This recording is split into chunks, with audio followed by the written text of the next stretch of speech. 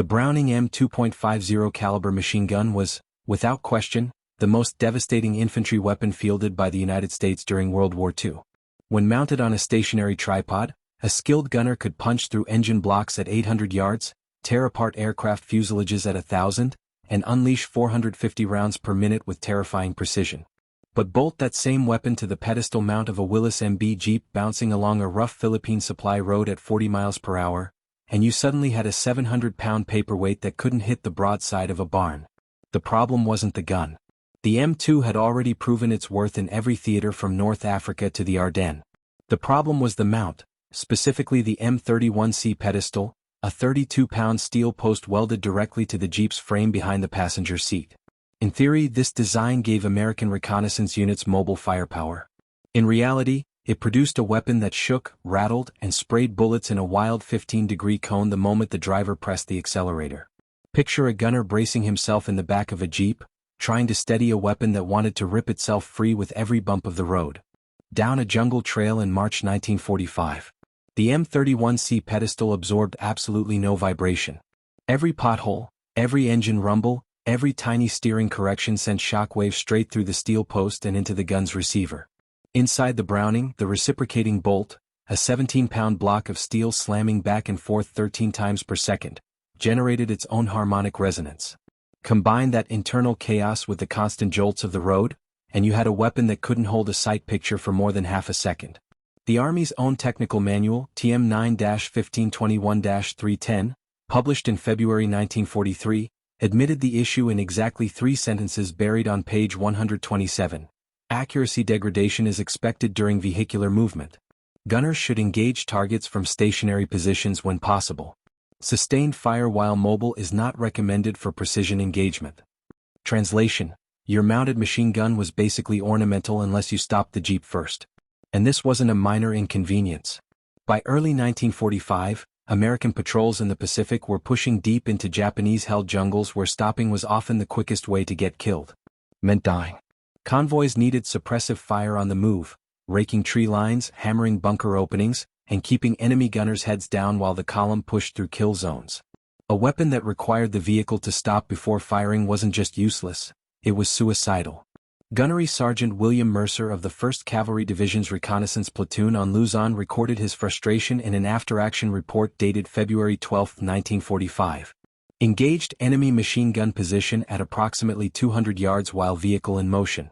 Expended 87 rounds, 0 observed hits. Vehicle halted.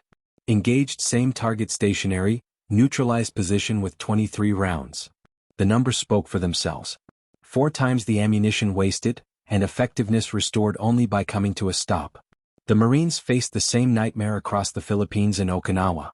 Their Jeep-mounted .50 calories could intimidate, could make noise, could force enemy infantry to duck, but they couldn't kill accurately at speed.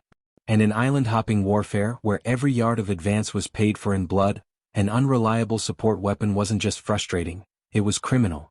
Staff Sergeant Raymond Cupp wasn't an engineer. He'd never attended ordnance school, never studied mechanical design, never opened a physics textbook after high school. He was a farm boy. Kid from outside Terre Haute, Indiana, who'd spent his teenage years repairing tractor suspensions and jury-rigging plow hitches when his father couldn't afford replacements. That background in farm-bred improvisation was about to solve a problem that had baffled Army ordnance engineers for 2 years.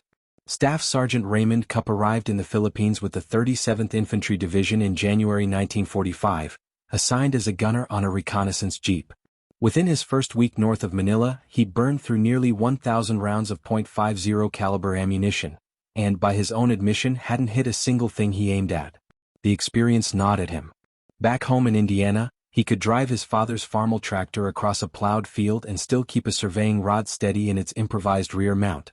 So why, he wondered, couldn't the U.S. Army keep a machine gun stable on a purpose-built weapons platform?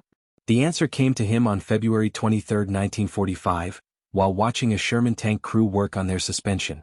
Each of the tank's bogie wheels, the road wheels that actually touched the ground, sat on its own vertical volute spring system, massive coils that soaked up impact and filtered out vibration before it reached the hull. Cupp stared at those springs for nearly 20 minutes. Then he turned and looked back at his Jeep's M31C pedestal with new eyes. The pedestal was rigid, completely, unforgivingly rigid, transmitting every ounce of road shock directly into the gun. What if it wasn't? Over the next 4 days, Cupp scrounged materials from wrecked vehicles and scrap heaps. From a disabled 2.5-ton truck, he pulled 2 heavy compression springs, ton truck seat assembly, each spring rated for roughly 200 pounds of vertical load. He requisitioned a 5-foot section of half-inch steel pipe from a combat engineer unit, claiming it was for tent pole repairs. 2 cartons of Lucky Strikes bought him an hour of acetylene torch time from a Navy CB welder, and a borrowed sheet of 1/4-inch steel plate from a damaged goods pile completed his supply list. The design was elegantly simple. Cupp cut the steel pipe into 4 equal sections and welded them vertically around the base of the M31C pedestal, forming a square cage. The bottom of each pipe was welded to a steel plate bolted directly to the Jeep's frame. The top of each pipe was welded to a second plate supporting the pedestal itself. Inside each pipe, between the 2 plates, Cupp installed one of the heavy compression springs. The result: the entire mount now floated on 4 spring-loaded columns instead of being rigidly fixed to the chassis. The physics weren't military, they were agricultural. In essence, Cupp had turned the machine gun mount into a massive shock absorber, using the same principle that kept his father's tractor seat steady over rutted Indiana fields. The principle was simple: isolate the working component from its vibration source. Road shock would compress the springs, then rebound to neutral, turning sharp impacts into smooth, controlled motion. The M2's recoil would still kick, but now part of that energy was absorbed by the spring-mounted platform instead of feeding back into the Jeep's frame and creating a destructive feedback loop. On March 1, 1945, Cupp tested his modified mount on a stationary Jeep.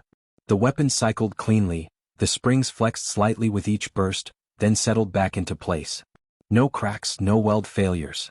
Encouraged, Cupp persuaded his squad leader, Sergeant First Class Jack Delaney, to let him test fire while moving. That afternoon, they drove a half-mile loop through an abandoned sugarcane field at 30 miles per hour. Cupp fired short, controlled bursts at a marked tree along the route. The grouping wasn't perfect, but for the first time it was consistent. Tracer rounds no longer scattered wildly, they walked steadily toward the target. When the Jeep halted, Delaney paced over to the tree and counted 17 bullet holes clustered within a 2-foot circle at 150 yards. He turned back toward Cupp, caught somewhere between amazement and disbelief. "That thing's not regulation," he said. Cupp just grinned. "We're using it anyway."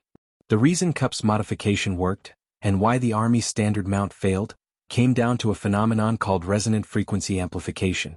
No one in the 37th Infantry Division would have used that term, but here's what was actually happening inside that Jeep every time a gunner fired on the move.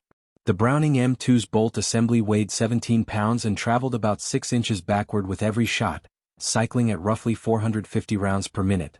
That translates to about 7.5 cycles per second, 7.5 Hz. Meanwhile, a Willis MB Jeep traveling 40 miles per hour over a typical Philippine supply road produced vertical frame vibrations between 8 and 12 Hz, depending on the terrain. The worst resonance occurred near 9.5 Hz, exactly the frequency generated when the tires hit evenly spaced ruts or washboard surfaces.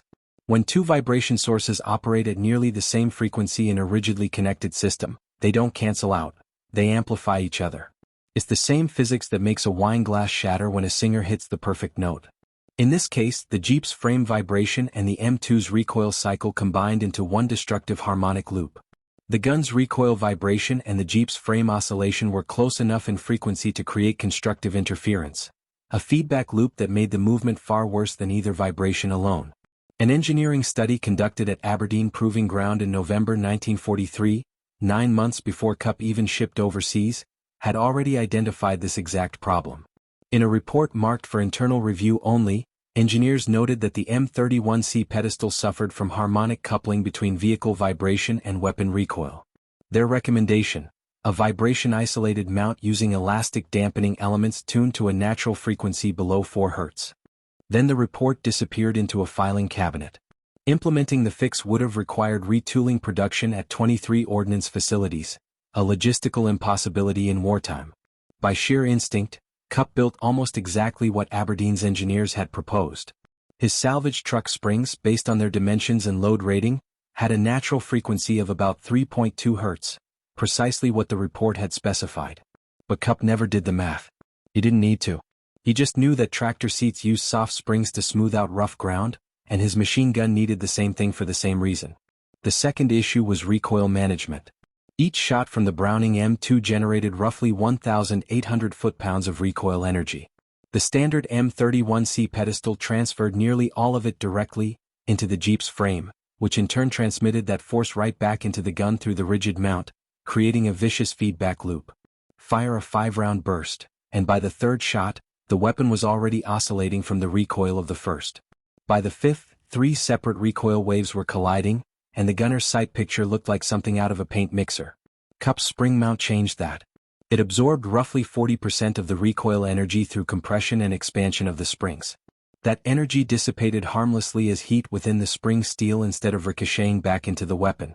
This effect, known as hysteretic damping, is the same principle that makes car suspension smooth over rough terrain.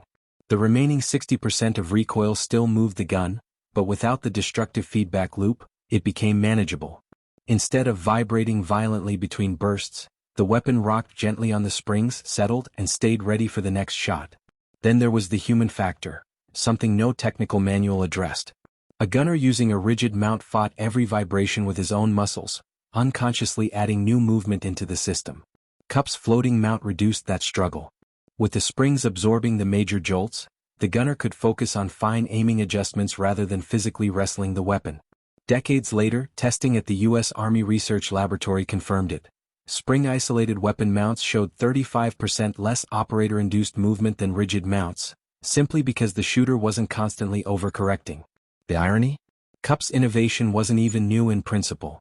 The French had experimented with spring-isolated machine gun mounts as early as 1918.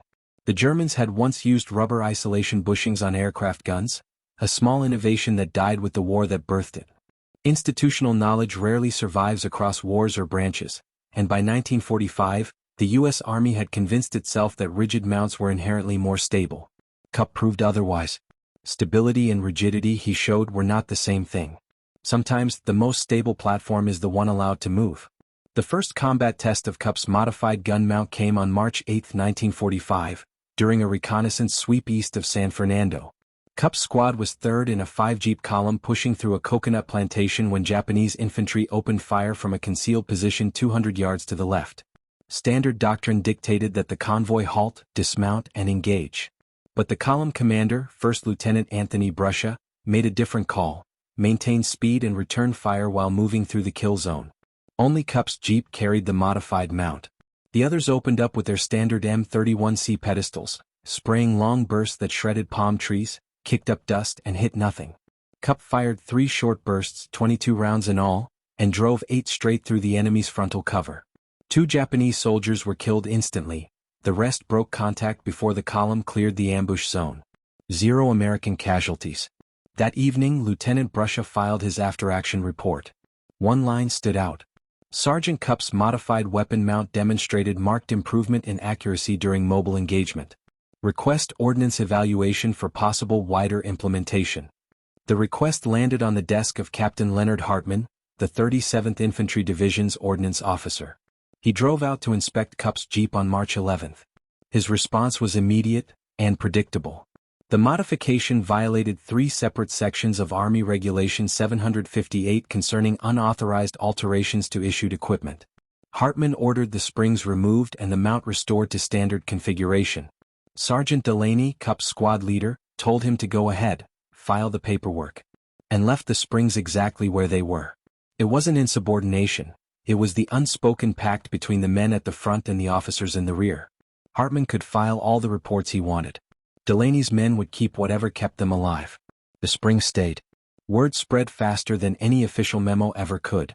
By late March, 3 other reconnaissance units within the 37th Division had built their own versions of Cupp's mount from scavenged parts. 30 miles north, the 1st Cavalry Division heard the rumors through the field grapevine and sent a warrant officer to inspect Cupp's jeep firsthand. He returned with measurements, photographs, and a spring sample. Within 10 days, 6 jeeps in his division were running with similar modifications. The first hard data arrived from Okinawa in April 1945.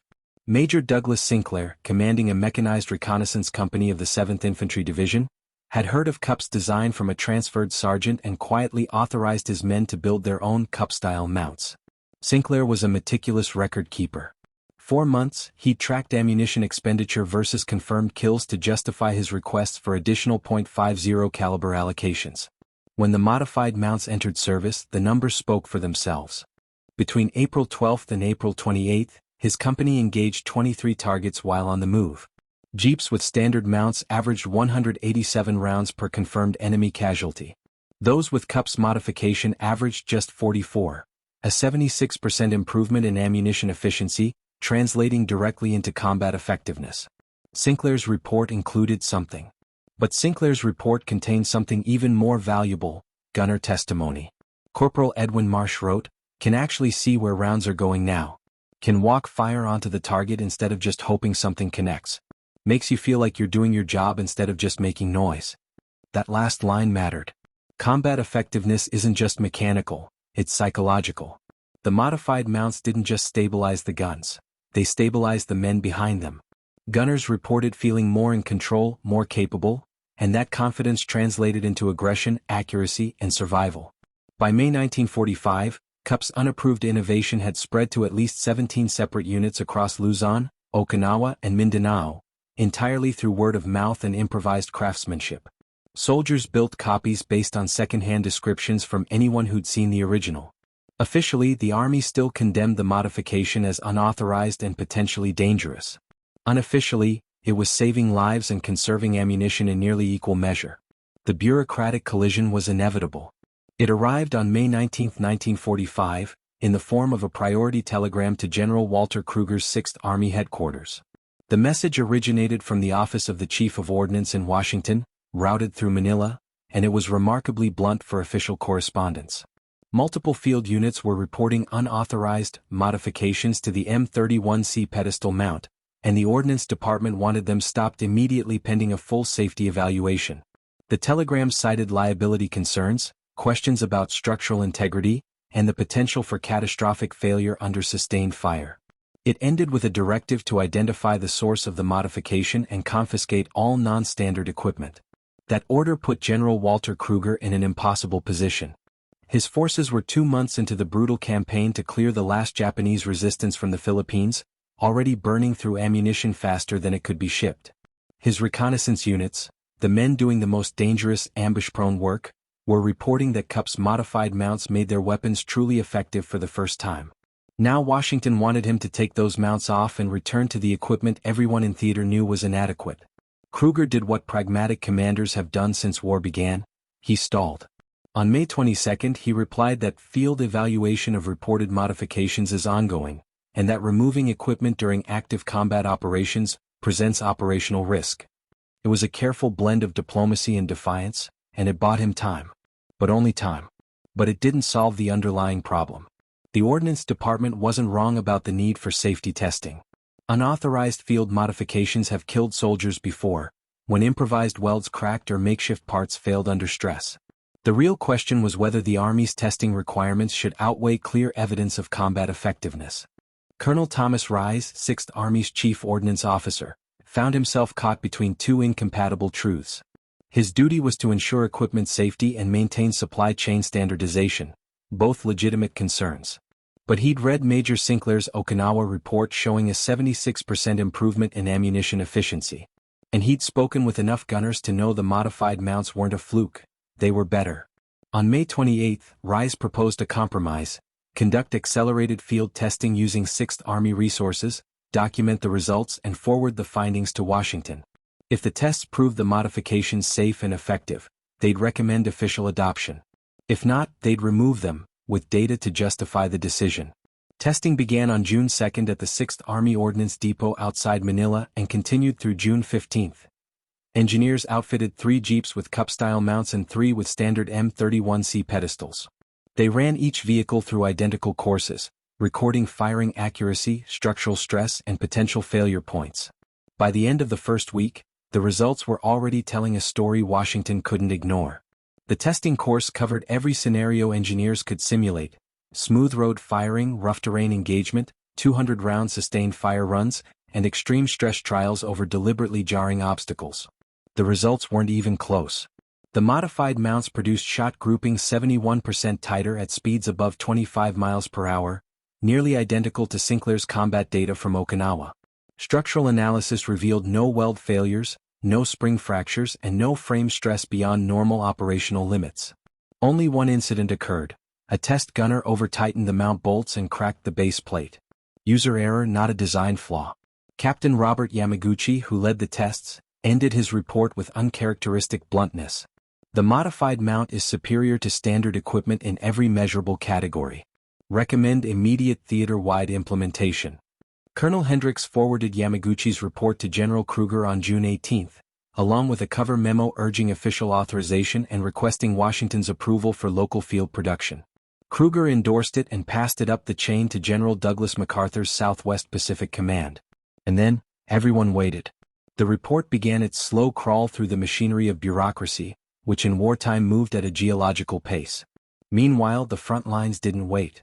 By late June, CUP's modification had spread far beyond reconnaissance units, to military police convoys, forward artillery observers, and even a few tank destroyer crews who decided that if it worked for Jeeps, it might just work for them too, who adapted the principle for their .50 caliber coaxial mounts.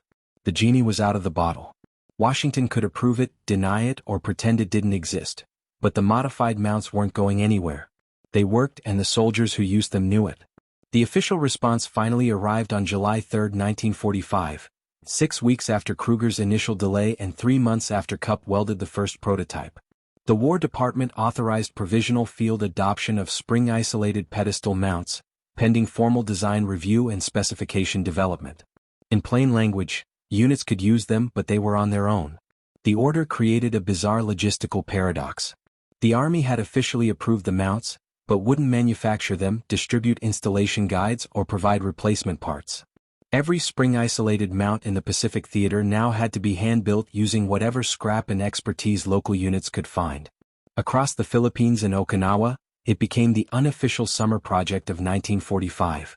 Ordnance companies and motor pool crews turned workshops into miniature production lines. At Tacloban, the 86th Ordnance Company took the lead in turning CUP's battlefield improvisation into a system. Their commander, Major Harold Wexler, understood that what worked for a handful of Jeeps wouldn't scale across an entire theater.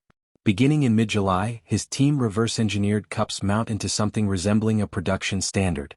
They measured spring rates, documented weld procedures, drafted dimensional drawings, and even created material substitution guidelines for when ideal components weren't available.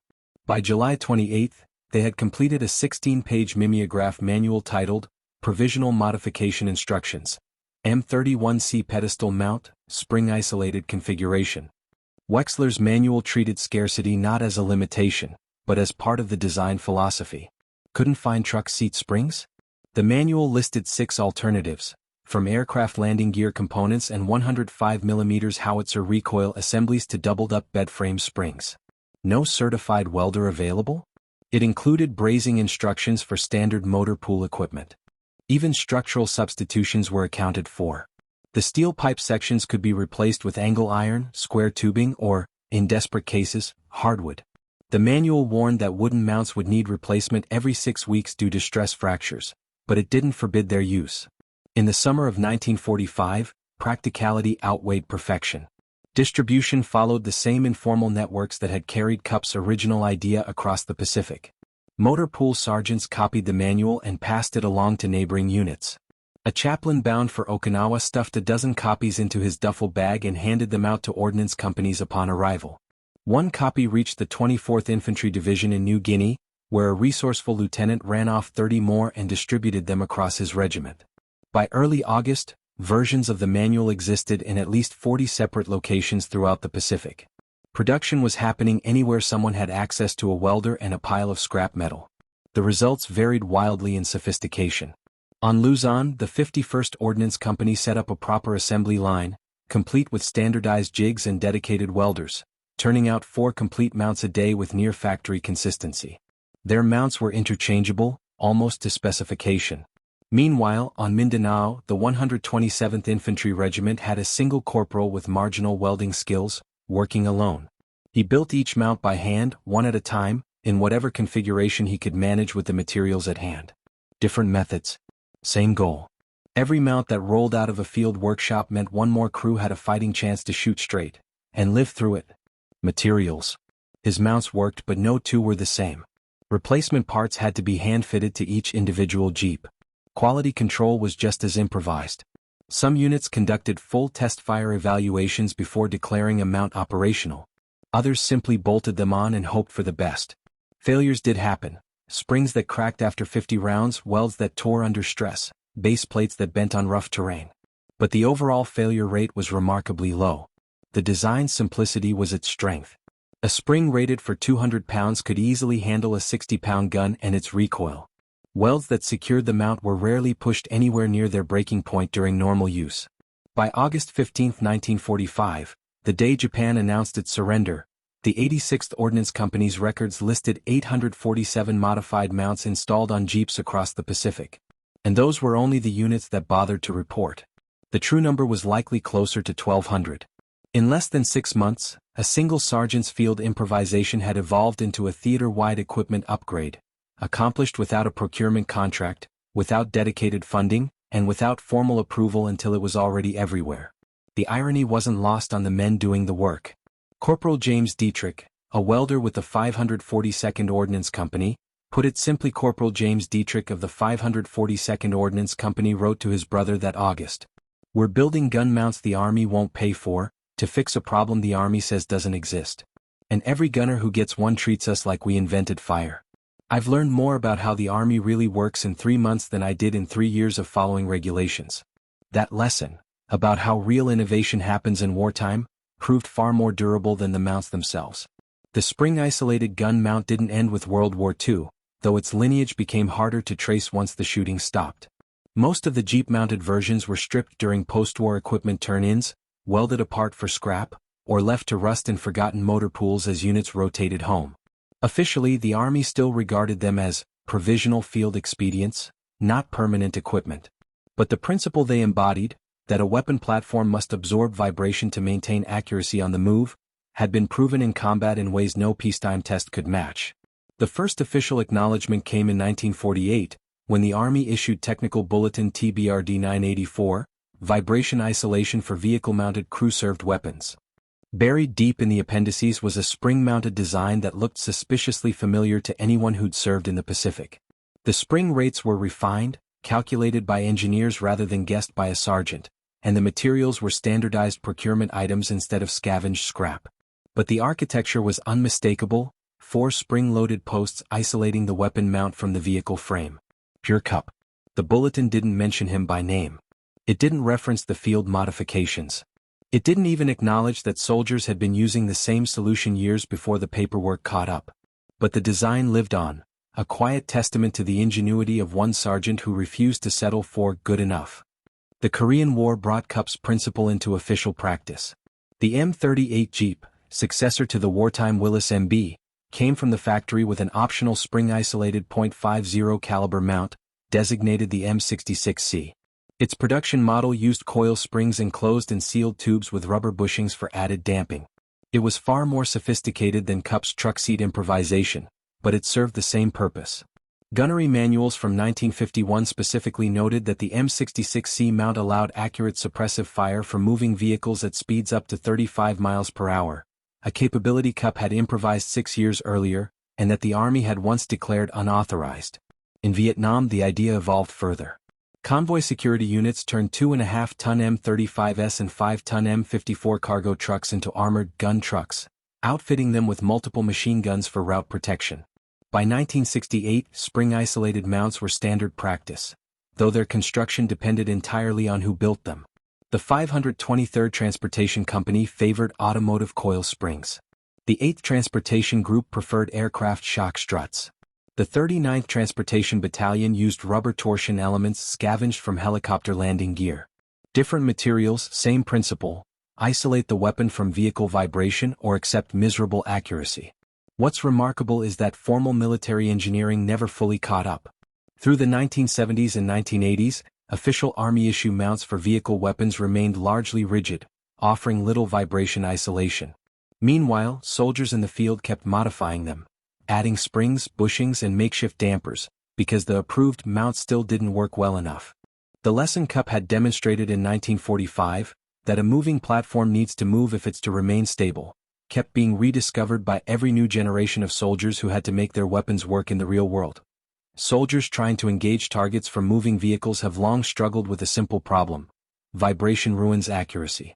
The real vindication for isolation-based stabilization arrived with the M153 CROWS, Common Remotely Operated Weapon Station, which began appearing on Humvees in 2007. CROWS is a computerized turret that lets gunners aim and fire from inside the vehicle using cameras and joysticks. Its sophistication, gyroscopic stabilization, digital fire control, servo motors and computerized stabilization, reads like 21st century engineering. But tucked inside the system specifications is an unglamorous detail: the mounting interface. CROWS uses a spring-isolated platform with active damping to prevent vehicle vibration from degrading weapon accuracy, an idea whose purpose is identical to a crude improvised mount welded together in a Philippine motor pool decades earlier. Modern engineers may trace CROWS's stabilization to naval gun mounts and aircraft turrets, and they're not wrong, yet the American Army's specific lineage of vehicle-mounted weapon isolation runs through reconnaissance jeeps in 1945 and a sergeant who proved that the most stable platforms don't have to be the most rigid. That sergeant never got a formal citation, never saw his name in a manual, and yet his insight lives on in today's systems. Influenced weapon system design for the next 70 years. Every gunner who's hit a target from a moving vehicle since 1945 owes him something, whether they know it or not. Raymond Cupp's story isn't unique in military history, it's a pattern. The bazooka was born from a captain who ignored Ordnance Department skepticism and built a prototype in his garage. Body armor that could actually stop rifle rounds came from field improvisations, not official specifications. The up-armored Humvees that finally protected convoy crews in Iraq started as unauthorized modifications. Motor pool sergeants welding scrap metal and scavenged ballistic glass onto thin-skinned vehicles. In every case, survival outweighed compliance. Innovation came not from bureaucracy but from soldiers who broke the rules to stay alive. And that reveals the paradox at the heart of military innovation. Armies run on hierarchy, standardization, and regulation, for good reason. Coordinating hundreds of thousands of people across continents demands uniform procedures, predictable logistics, and standardized equipment. Yet the very system built to maintain order often stifles the creativity that keeps its soldiers alive. Standardization breeds institutional inertia, a resistance to change even when change is urgently needed. The same procurement system that guarantees every soldier a reliable rifle also ensures that improving that rifle demands years of testing, approvals, and budget wrangling. Frontline soldiers live under different constraints.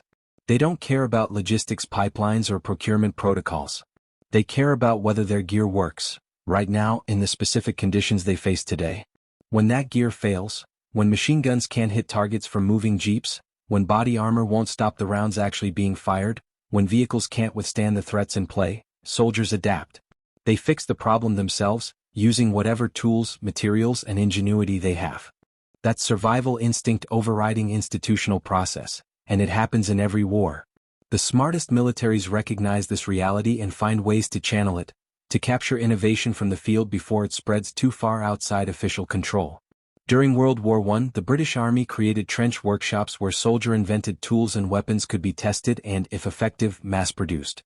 In World War II, the German military encouraged unit-level modifications and assigned liaison officers to document successful field improvisations for potential adoption across the force. Acknowledged the reality that soldiers would innovate whether authorized or not. So the institution might as well harness innovation rather than fight it. In 1945, the American military had no such mechanism, which is why Cupp's mount spread quietly through informal networks long before headquarters even knew it existed. By the time officials took notice, hundreds of soldiers had already adopted the modification, driven solely by word-of-mouth reputation and first-hand results. The system worked backward.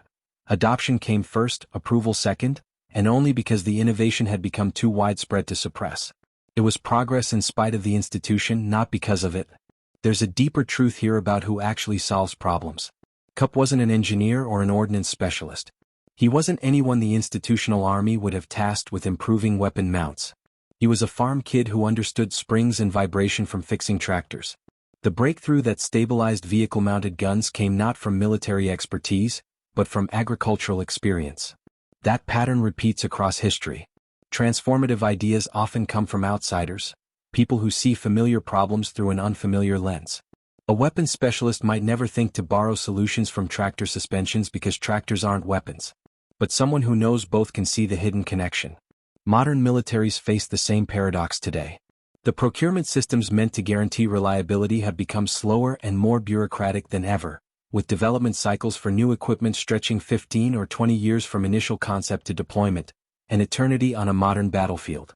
The wars in Iraq and Afghanistan created urgent demands that couldn't wait 20 years for solutions. Troops needed protection from IEDs, counter-drone defenses, and reliable encrypted communications that actually worked in dense urban terrain.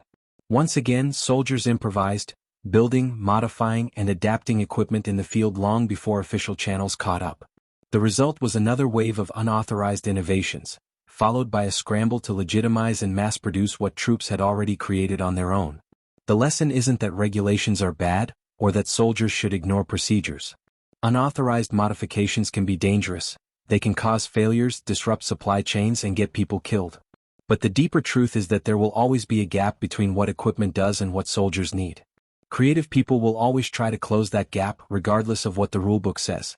So the real question for military institutions isn't whether innovation will happen, it's how they'll respond. They can suppress it, harness it, or pretend it isn't happening until it becomes impossible to ignore. Cup's Mount proved that the last option doesn't work. Soldiers will innovate whether you authorize them or not, and the smartest thing an army can do is recognize a good idea fast enough to make it official before the entire force has already adopted it.